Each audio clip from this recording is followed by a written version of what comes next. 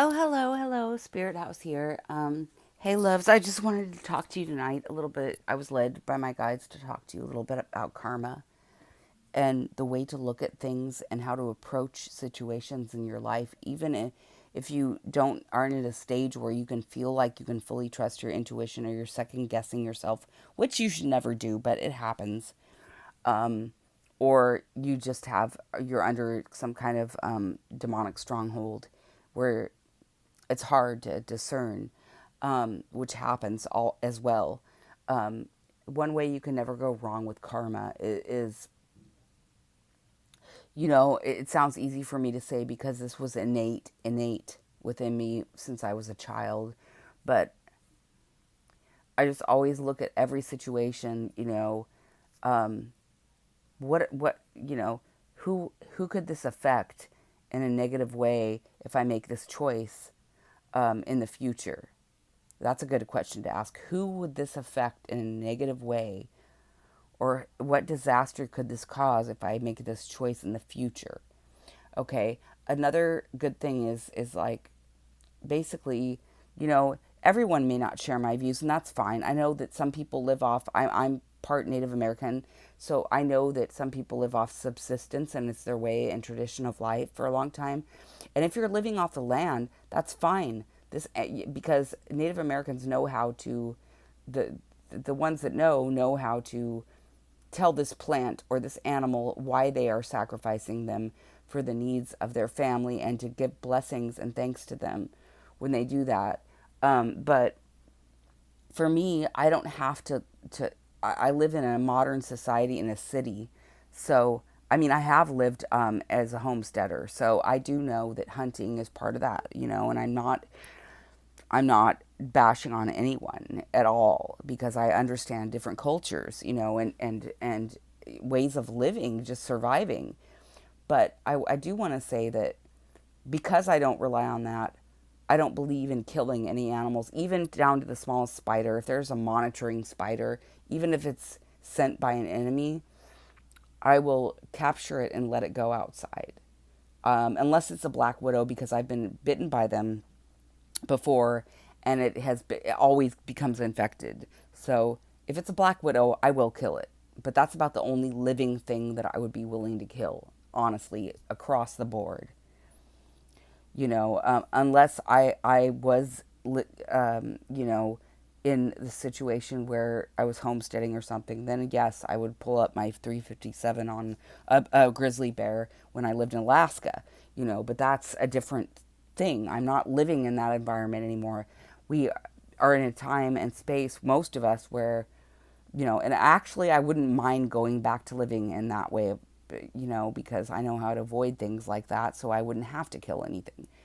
But I don't believe in harming any living creature on this earth. I don't believe in harming the earth, and you have to think about that in ways of karma because even down to the smallest living thing, you are accruing karma, bad karma.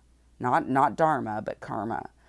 And as far as who you accept money for and what is to be done with that money, you are accruing karma.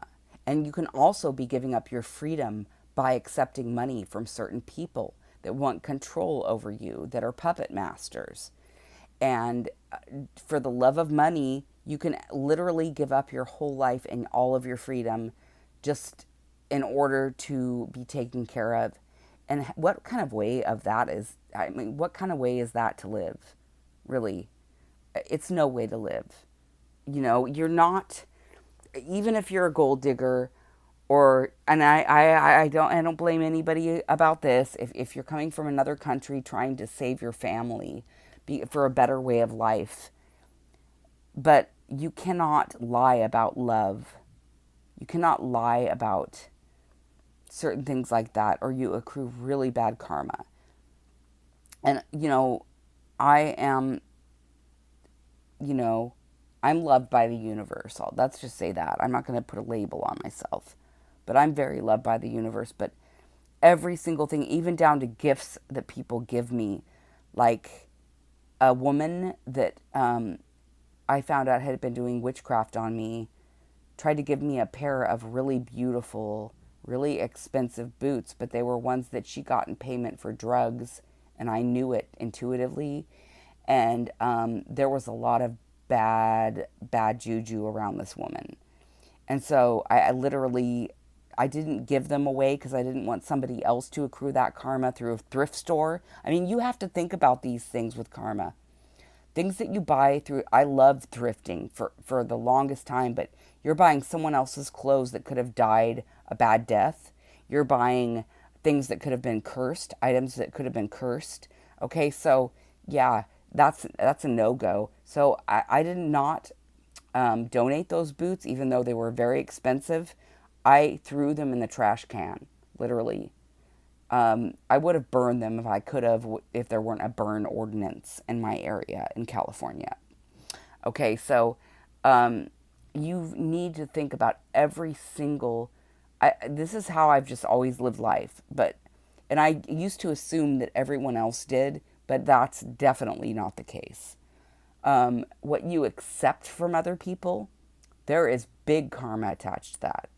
And there are many tests that you are given throughout life, and chances given and out of love from God to get on the right path. So many chances, more than most parents would give to a child that's a fuck up, okay, or that's just in a stage where they're, because of many reasons, so every single little thing you do that you would never ever suspect can accrue karma, or can add to your karmic account. And the easiest way to deal with this is to just do unto others as you would have them do unto you. I mean, that's the easiest proverb to go by. And so many people just refuse to do it out of ego, pride, arrogance, greed and power, hunger for power, so many different reasons. But if everyone lived by this proverb, life would be so much better for everyone on earth. No one would be fucking everyone over every minute of the day. I mean, it's just, so come on, think about every little action that you do, and think about, if I make this choice, what will this mean for me and my future? What would God think of this? What would Jesus do? I mean, seriously, I'm not a religious person, but I do believe in Christ, light, and power. And I do love God in all his different names and forms. And I will tell you that this is the universal law. You need to treat your neighbor well. If there's an imbalance caused in any manner, there's an invisible balance by God that will counteract that. And it doesn't matter if you get away with something for 20 or 30 years. It will come back and hit you like a Mack truck.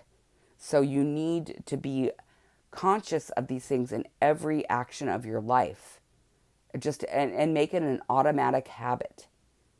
Well, okay, this person is being an aggressive person, that's asking me for money. Well, maybe I shouldn't give them any money. Maybe I'm enabling them to do bad to others. It's simple. It's not that hard, really. But that's the best way I can say to get you back on track if you're off track, is to think just like, how would this affect other people? And I know it's not easy. And if you're a narcissist, you'll never get this. But I'm just saying that with every action, there's a reaction. And everything you put out there in the universe is what you are manifesting for yourself. So if you're sitting there hating on someone all day, you're going to get, and it may not be God, like I've said many times before in my videos, will give you enough rope to hang yourself just to see how evil and how far you will go.